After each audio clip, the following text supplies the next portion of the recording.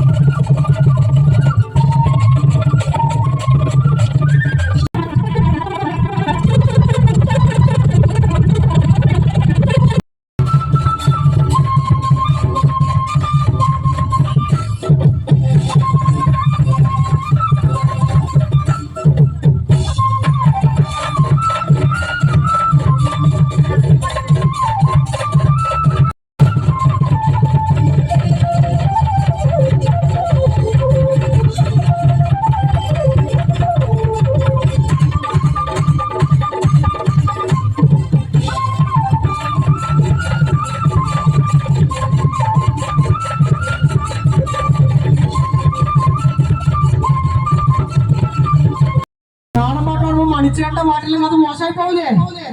മണിച്ചാന്റെ പാട്ട് പാടേ ചേച്ചി ഓർക്കൊന്ന് ഉഷാറ് പറഞ്ഞു ഉറക്കെ കൈയടിച്ചേ ഒന്നോട് അപ്പൊ കല്ല് മുഴുവൻ പാടി എടുത്ത് അകിട്ടാണ് കാശത്തെ കള്ളും കുടിച്ച്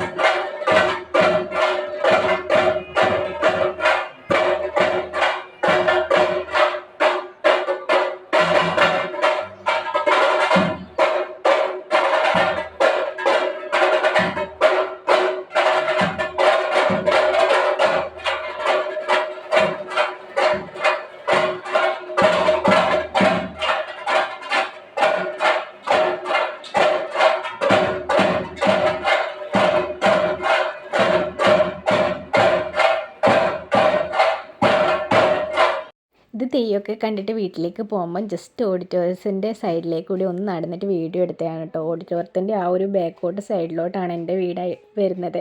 അപ്പോൾ അതാ ഞാൻ ജസ്റ്റ് വീട്ടിലേക്ക് പോകുമ്പോൾ ഒന്ന് വീഡിയോ എടുത്തതാണ്. അപ്പോൾ നാളത്തെ ഡേക്ക് വേണ്ടിയിട്ട് വെയിറ്റിംഗ് ആണ്. നാളെയല്ല, ഞാൻ ഇന്ന് ഇടുന്ന വീഡിയോ, ഇന്നലത്തെ വീഡിയോ ഇന്നാണ് ഇടുന്നത്. ഇന്നത്തെ ഡേ അത്രക്കും സ്പെഷ്യലാണ്. കാരണം വെടിക്കെട്ടും കാഴ്ചകളൊക്കെ ആയിട്ട് വെയിറ്റിംഗ് ആണ് ആ ഒരു മനോഹരമായ കാഴ്ച കാണാൻ വേണ്ടിയിട്ട്.